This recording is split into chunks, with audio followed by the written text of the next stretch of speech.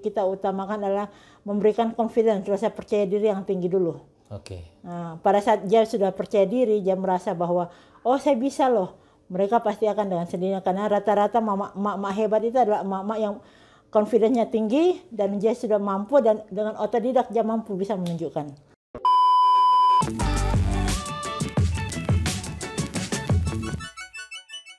Assalamualaikum warahmatullahi wabarakatuh. Teman-teman subscriber Didik Ganusa dimanapun berada, di hadapan saya sudah ada emak-emak go online juga yang tidak kalah menarik dengan emak-emak go online yang pernah kita undang sebelumnya, teman-teman sekalian, yaitu Bu Irma. Assalamualaikum Bu Irma. Waalaikumsalam warahmatullahi wabarakatuh. Ini dari mana Bu? Kok pada kesini semua? Dari mana ini sih? Saya dari Makassar. Dari Makassar, Masya Allah. Jauh-jauh ya teman-teman ya. Alhamdulillah bisa dapat kesempatan berkunjung ke Jogja. Dan bertemu dengan Mas Didi Arwinsyah. Ya, itu suatu hal yang luar biasa. Bu, kenalan dulu dong Bu. Bu Irma itu siapa sih sebenarnya? Bu? Assalamualaikum warahmatullahi wabarakatuh. Assalamualaikum warahmatullahi wabarakatuh. Nama saya Andi Irma Kurniawati, saya dari Makassar. Kalau tanya soal pekerjaan, saya serabutan, pengangguran banyak acara. Apa? Serabutan? Serabutan, pengangguran banyak acara. Jadi ya serabutan sana sini, tapi bukan serabutan asal serabutan yang bermanfaat. Masya Allah. Ya, intinya kan kita sekarang ya harus lebih banyak melakukan kemanfaatan kepada orang lain. Masya Allah. Ya, gitu Mas. Bu Irma. Ya. Nah, ini kita teman-teman subscriber saya ini juga banyak emak-emak. Ya, teman-teman UMKM yang saat ini juga berjuang berbisnis online, kemudian membuat sebuah produk. Nah, kita juga sering banget mendengar gitu kan, emak-emak tuh selalu punya mindset, saya tuh gaptek Mas Didik, saya tuh gak ngerti online, saya tuh susah untuk istilahnya bermain go digital nih. Nah, Bu Irma, gimana cara biar supaya emak-emak ini punya mindset tuh gak perlu takut untuk gaptek, terus mau berjuang, mau terus belajar untuk go digital. Gimana Bu Irma? Sebenarnya sih kalau dibilang emak-emak gaptek itu enggak semua emak-emak gapteknya. Sebenarnya emak-emak yang selama ini saya tahu itu mereka bukan gaptek, cuma mereka belum pede. Belum pede. Ya, jadi mereka itu kan ya namanya emak-emak enggak mungkin enggak punya HP. Cuma mereka bagaimana caranya untuk menggunakan media sosial itu mereka masih terkendala ini. Gimana ya, saya apakah nanti saya dianggap kampungan dan lain-lain, rasa percaya dirinya masih kurang.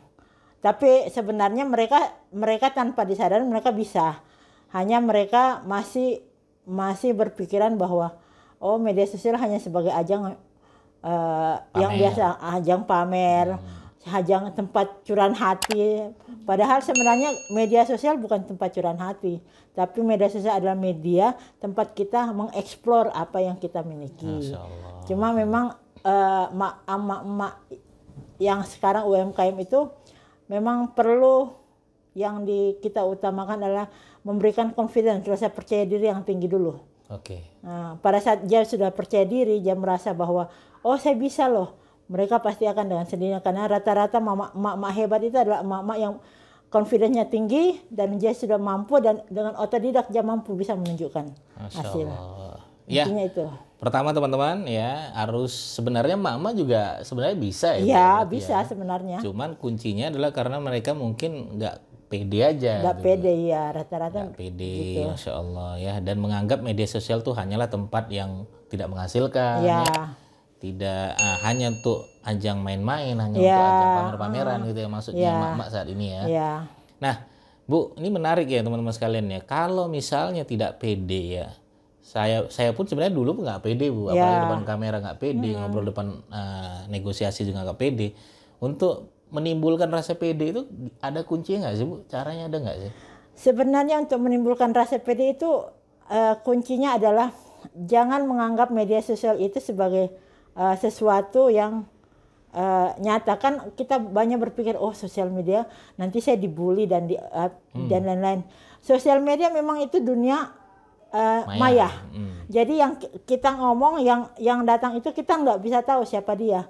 Jadi intinya bahwa pada saat kita masuk ke sosial media, apapun yang kita lakukan, kita berpikir bahwa yang kita lakukan adalah itu yang kita ungkapkan, yang kita lakukan. Orang lain suka tidak suka itu kita nggak usah pedulikan. Bodoh amat lah ya. Bodoh amat.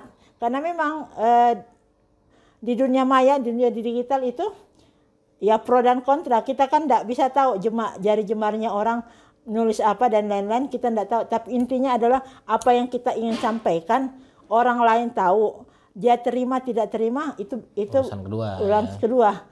Kayak kita punya produk, kita promosi, dia suka tidak suka itu urusan kedua. Karena bisa saja mungkin dia tidak suka, tetapi dia kepoin kita, kok selalu ya itu dia promosi apaan itu, pengen deh. Nah, buat mereka menjadi penasaran. Karena dari rasa penasaran maka mereka akan tertarik untuk membeli produk. Oke, Masya Allah, luar biasa. Ya, jadi biar supaya pede, intinya adalah ya bodo amat aja, yang penting posting aja ya, posting gitu ya, di media sosial. Posting di media sosial, kita menganggap bahwa mereka itu ya siapa ya kita tidak kenal juga, membuat mereka mau kenal kita juga kita nggak pusing, kita nggak usah pedulikan. Tapi kadang-kadang karena kita tetap lanjut posting, bikin status, bikin apa, mereka akhirnya merasa tertantang, merasa penasaran. Nah, dari rasa penasarannya itu mereka pasti akan mencari tahu, ini siapa sih, dia jualan apa sih, produknya apa, bagus nggak, gini-gini. Akhirnya mereka tertarik. Nah, inti dari suatu penjualan di media sosial adalah rasa penasaran customer untuk membeli itu.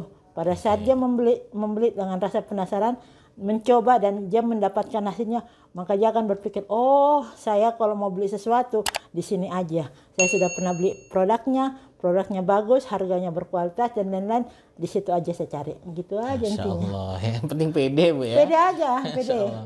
Nah, teman-teman yang belum kenal Bu Irma juga punya bisnis ya, punya kucing banyak.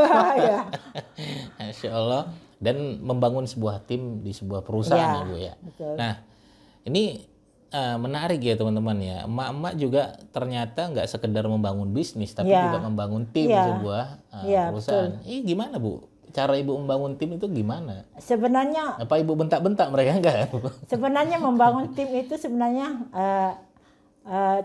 tinggal kita bagaimana bisa memahami tim kita satu persatu. Jadi membangun tim itu bukan sekedar bahwa mereka dikasihkan job sheet. Misalnya, oh kamu kerja ini, tapi memahami tiap tim itu punya kelebihan di mana. Tiap tim itu kekurangannya di mana. Kalau misalnya si A, dia kemampuannya misalnya dia suka bikin video atau otak-atik gambar. Berarti dia diberikan tugas untuk berhubungan dengan buat konten. Nah, kalau ada satu tim yang misalnya dia lebih suka, kalau ada begini dia suka curcol, misalnya ada begini Bu, gini, berarti dia cocoknya sebagai admin. Karena admin kan tugasnya menerima informasi, menerima input, menerima orderan, dia bisa mampu menjelaskan produk itu. Oh ya Bu, produk kami gini. Nah, itu bisa meyakinkan. Jadi membangun tim itu kita pelajari karakter masing tiap tim. Karakternya bagaimana? Bukan bahwa kita membangun tim bahwa oh kita atur kamu kerjanya ini, kamu kerjanya ini, tapi kita tidak pahami dia bisa tidak kerja itu, dia cocok tidak. Karena tim yang bagus, tim yang soleh adalah tim yang mampu bekerja dengan rasa nyaman dia. Jadi pada saat pekerjaan diberikan kepada dia tidak usah kita bentak, kita ngapain, dia bisa sudah tahu. Oh Ibu maunya ini, berarti Bu saya bikin ini ya Bu, begini nanti Ibu lihat cocok enggak konten saya, gitu aja kita bangun tim. Jadi kalau bisa disimpulkan ini berarti tidak sekedar ngasih tugas saja ya, tapi kita juga harus memahami jadi job sheet itu memang gitu ya. Tiap tim kita buatkan job sheet, tetapi job sheet itu sifatnya sebagai cuma rules buat mereka. Tapi bagaimanapun tetap tiap role itu kita lihatkan kreativitas dia. bagaimana? Oh ini dia bisa ini. Jangan-jangan dia nggak cocok di sana. Ya, gitu ya. karena kadang-kadang kalau kita memberikan job yang tidak sesuai, maka pasti hasilnya juga dia kan menghadapinya dengan itu kan enggak, ya terserah saya kalau saya enggak lagi mood. Nah, kita kan enggak mau sampai punya tim yang mood-mutan. Kita maunya tim kita tuh kreatif, bisa menerima pekerjaan dengan enjoy. Karena pada saat mereka enjoy, pekerjaan juga akan lancar. Kita juga menghandle mereka dengan happy. Masya Allah. Masya Allah ya teman-teman ya. Ternyata emak-emak juga nggak kalah hebat ya. Ya, sebenarnya emak-emak itu sebenarnya karena mereka sudah terbiasa memanage rumah tangga. Harusnya bisa manage perusahaan. Harusnya dong, ya? bisa sebenarnya. Benar. Cuma hanya masalahnya memang membedakan memanage rumah tangga dengan perusahaan itu beda. Karena memanage rumah tangga kan bagi emak-emak itu suatu kewajiban. Perusahaan dianggap nggak kewajiban. Ya, kalau perusahaan kan bukan dikatakan bukan kewajiban, tetapi mungkin beda lah karena kan durasinya kalau perusahaan kan ada waktu memahami. Kalau mengurus rumah itu kan setiap hari. Benar. Polanya kan itu terus. Oh bangun pagi harus siapin sarapan, pakaian anak-anak ke sekolah gini, suami gini, itu kan berarti di pikirannya itu sudah rolling. Jadi otak di dalam pikirannya itu CPU-nya sudah memutar. Oh itu lagi kegiatannya. Kalau perusahaan kan beda. Perusahaan itu kan atau usaha itu kan kita harus lihat. Oh ini di sini apa yang harus kita perbaiki. Di sini apa kelemahannya. Di sini apa kelemahan itu. Jadi kita harus banyak kreativitas. Banyak melihat, banyak membaca, banyak memahami. Oke, banyak melihat, banyak membaca, dan banyak memahami. Ya, karena kan kalau kita bisa memahami tim, kita memahami pekerjaan, kita melihat oh ini yang perlu diperbaiki, ini yang perlu ditingkatkan, ini yang perlu tetap berada di rules-nya, itu kan lebih enak. Manage-nya begitu. Jadi memang bagi sebagian orang memanage rumah tangga dan memanage perusahaan itu mungkin ada yang bilang sama, tetapi pada dasarnya beda. Masya Allah, nggak nyangka saya wah Bu Irma mengeluarkan statement daging-daging semua ternyata.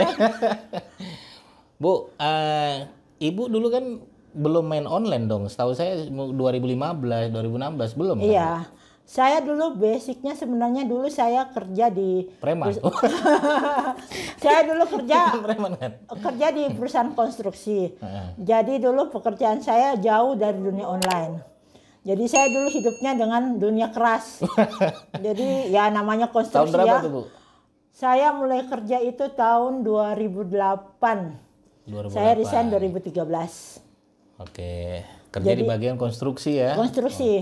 Dan waktu kerja di konstruksi itu kan sebenarnya lingkungan saya tiap hari kan berhubungan dengan mesin. Konstruksi bangunan, Mas. Jadi dulu saya kerja di konstruksi bangunan dengan yang dan lain-lain yang berhubungan dengan rumah dan lain-lain itu, dan pekerjaannya berhubungan dengan cowok semua. Ya, namanya cowok, kita cewek ya otomatis ya harus mentalnya baja. Jadi harus menghadapi proyek-proyek yang lumayan menguras energi dan tenaga, terus dengan stres dan lain-lain, dengan deadline waktu dan lain-lain, itu luar biasa sih sebenarnya. Dan sampai 2013 ya? Ya, 2013 saya resign. Itu akhirnya setelah resign 2013 saya berpikir apa yang saya harus lakukan. Nah dari 2013 itu saya searching pertama kali dapat tahu dunia digital itu waktu itu hari ada seminar tahun 2013 juga, tapi akhir seminar digital, saya lupa lagi pembicara siapa. Nah pada saat itu saya berpikir Facebook begitu toh, bisa toh kita main Facebook gini. Saya pikir tuh Facebook hanya tulis status, bikin status kan.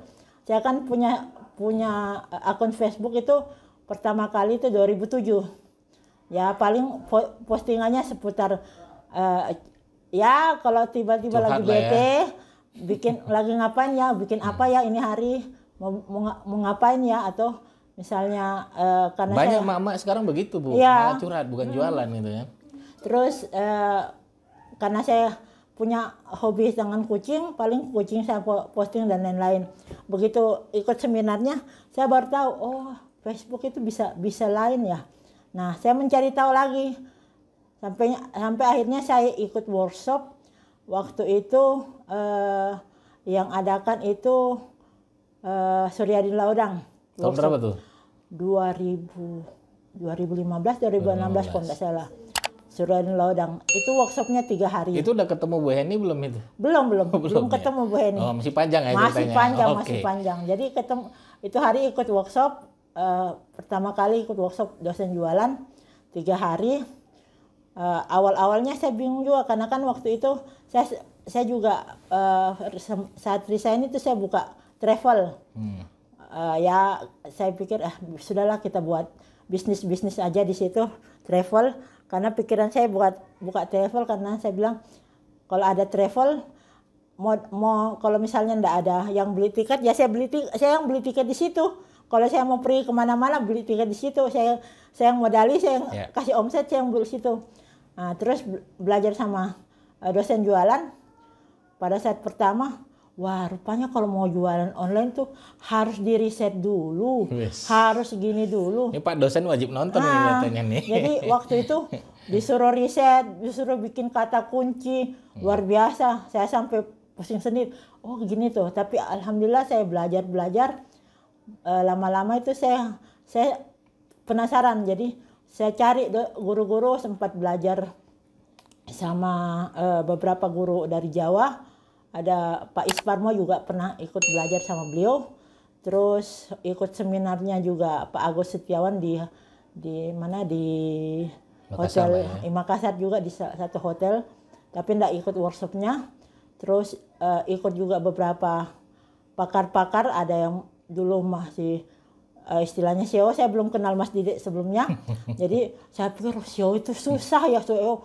Facebook Ads dulu pernah belajar, terus sampai sempat ya bakar-bakar uang juga di Facebook Ads itu. Habis ndak ada anunya, tapi biarlah, namanya belajar. Setelah lama-lama akhirnya ada bencana di Palu.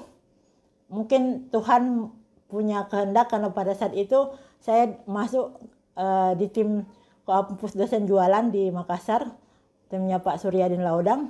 Di situ saya banyak juga belajar dengan beliau, ketemu sama Ibu Heni, karena kampus dosen jualan waktu itu adalah tempat base campnya untuk menolong korban-korban dari gempa Palu. Nah disitulah pertama kali ketemu Bu Heni. Akhirnya dari kenalan saya banyak teman.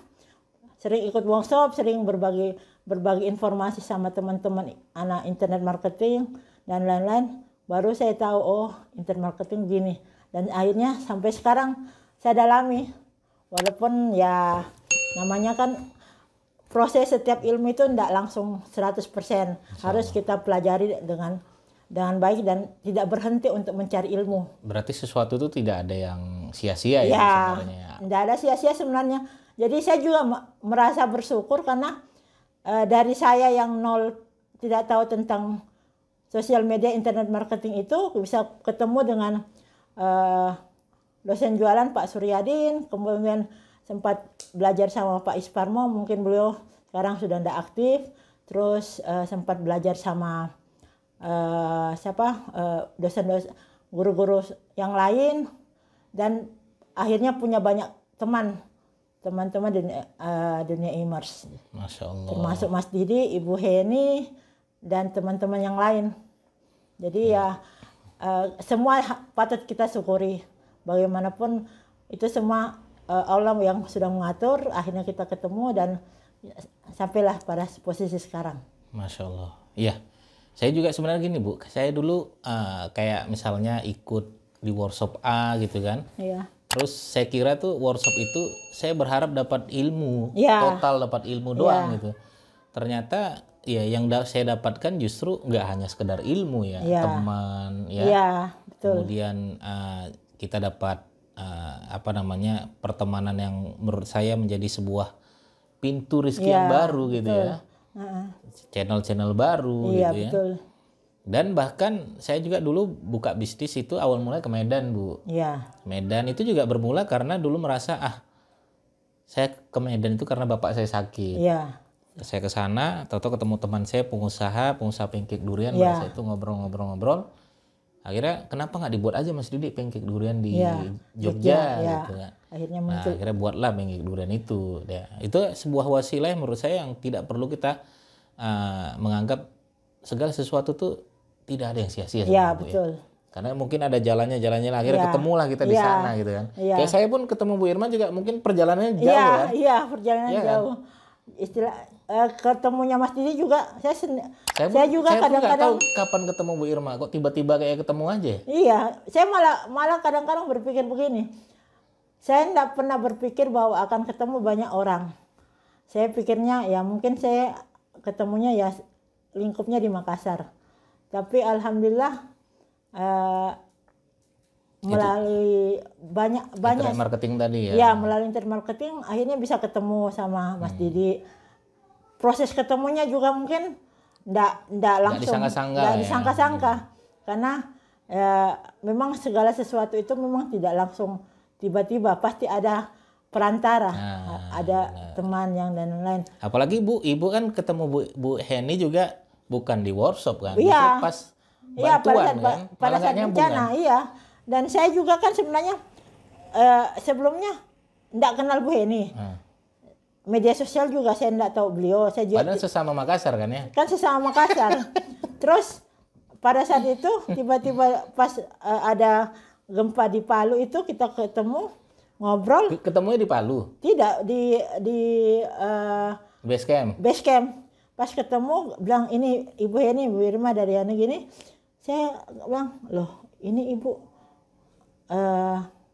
kok rasanya familiar tapi saya nggak Jangan-jangan kenal. sering ketemu ya? Jangan-jangan. Nah, pas cari-cari Facebooknya, oh ini tuh yang namanya Bu Heni, oh iya gini-gini. Jadi akhirnya ngalir begitu saja dari tidak ada pembahasan tentang internet marketing, tidak ada pembahasan soal NASA dan lain-lain. Kita malah pembahasan tentang kemanusiaan. Malah ke sana ya? Tapi ya itulah, disitulah mungkin caranya Vibrasinya kita sama vibrasinya istilahnya. sama. Jadi ya semua itu memang segala sesuatu butuh proses. Masya Allah, circle pertemanan lah istilahnya. Iya. Makanya saya kemarin juga bahas sama guru saya Mas Auf, Bu. Jadi Iya. beliau bilang sebenarnya apa yang kita kerjakan saat ini itu akan menemukan dengan circle pertemanan kita yang akan datang. Gitu. Iya. Misalnya kalau kita punya mindset pengen dapat omset 1 miliar per hari atau 20 miliar per bulan, Iya. kita punya mindset seperti itu aja dengan doa. Iya. Suatu saat nanti mungkin bulan depan ketemu lingkungan teman-teman yang punya Iya, mindset yang betul. sama Iya. gitu kan, vibrasi istilahnya. Iya, vibrasinya. Jadi memang intinya bahwa segala sesuatu itu harus memang ada prosesnya. Saya pun kadang-kadang juga berpikir begini, mungkin ada sebagian orang tahu saya karena saya senang sama hewan, kucing. Di Instagram saya kan enggak pernah, di Instagram saya kan enggak ada menampilkan sosok saya sebenarnya. Maksudnya orang taunya Instagram yang selalu saya posting itu kucing. Tapi kadang-kadang saya juga enggak menyangka orang tiba-tiba DM atau tanya saya, ibunya kucing atau ibunya siapa, ibunya Mino, gini. Biasanya hanya pembahasan soal kucing, akhirnya merembet, Bu, gini, begini. Kadang-kadang saya juga tiba-tiba, ibu punya memang ibu punya usaha apa? Iya Bu, saya punya usaha gini. Tapi gimana ya, saya kan harus pikirin saya punya kucing juga. Oh gini Bu, kalau ibu punya usaha, ibu buka toko di Instagram, posting aja produk-produknya. Nanti itu insya Allah pasti terjual kok Bu. Gini saya caranya. Akhirnya kan secara langsung saya bisa memberikan memberikan sesuatu kepada orang lain yang awalnya hanya sebatas hobi. Karena ya namanya kan hobi itu biasa, disitulah kita bisa menemukan orang-orang lain yang sevibrasi dan menemukan orang yang butuh. Kita punya ilmu apa, kita berikan kepada dia. Dia punya ilmu apa, dia berikan kepada kita. Masya Allah. Jadi sharing ilmu enggak ada salahnya sih sebenarnya bagi saya. Dan ya alhamdulillah semakin hari ya kita tidak terduga banyak dipertemukan dengan orang-orang baru, orang-orang yang kita bisa juga banyak dapat ilmu yang lain dan menambah pengetahuan, karena intinya saya berprinsip bahwa selama kita masih diberikan nafas, masih diberikan kekuatan, kesehatan, jangan pernah berhenti mencari ilmu. Ilmu bisa dari mana saja. Ilmu bukan hanya duduk di bangku kuliah, tetapi ilmu dari kehidupan, ilmu banyak, ilmu kehidupan, ilmu silaturahmi.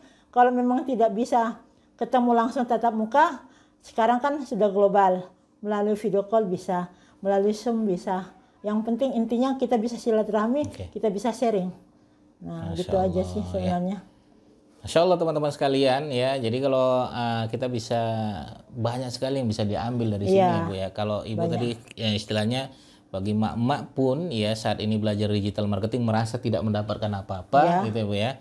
Tenang, insya Allah jangan takut, jangan merasa saya sia-sia ikut ini. Enggak Ibu ya. Pasti ada jalan nanti suatu ketika jalannya mungkin di luar dari dugaan kita. Iya. Ibu nyangka nggak selama ini Ibu bisa seperti ini? Mungkin nggak nyangka kan Bu? Nggak nyangka. Saya kalau dulu saya aneh aja kan? Iya. Kayak kita justru di luar dari dugaan kita semua. Kadang-kadang begini, dulu sempat ada yang bertanya, ngapain kamu ikut workshop mengeluarkan uang?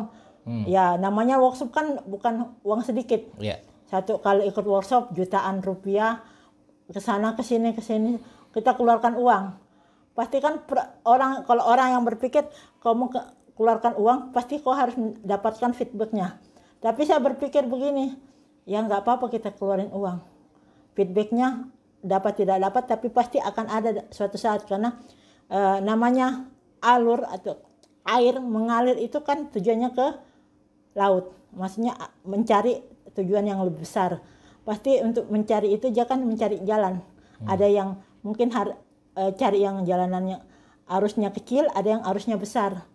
Tapi masing-masing arus itu punya tantangan.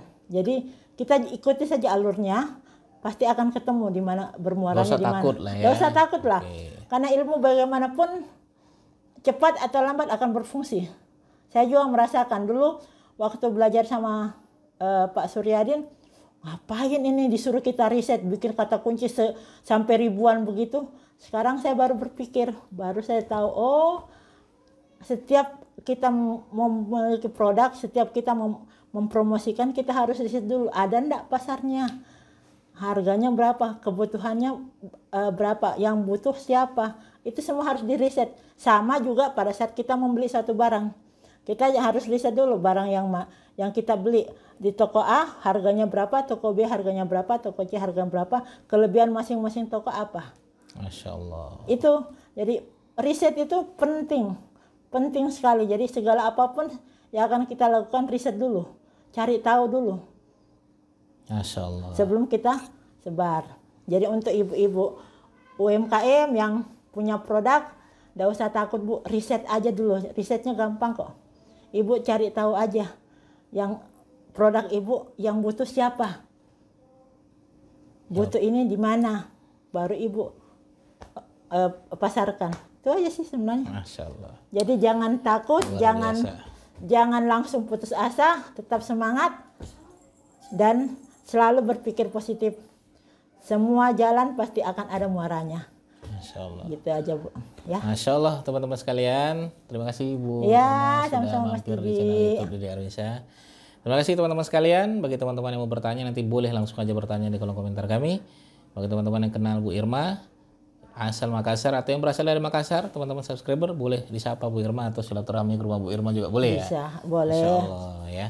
Mak-mak juga bisa go online. Mak-mak tidak ada istilah gaptek. Mak-mak harus pede. Mak-mak juga insya Allah bisa menghasilkan jauh lebih besar ketika menjadi pengusaha online. Betul. Terima kasih teman-teman sekalian. Sampai ketemu di video kami berikutnya. Assalamualaikum warahmatullahi wabarakatuh. Bye-bye. Waalaikumsalam.